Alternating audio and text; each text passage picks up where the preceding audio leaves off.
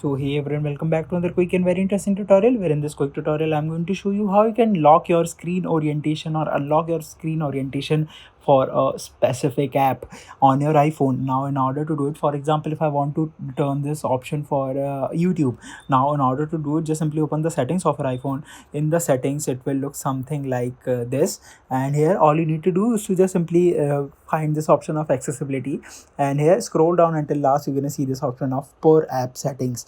Just simply tap over there, and here you can see this option of app customization. Hit add app, search for the app that you want to apply the settings, and here you can see multiple settings that you can apply for that particular app. And you can see multiple settings that you can use that will apply only to this YouTube app or whatever app that you have selected, that will not affect all of the system on your iPhone.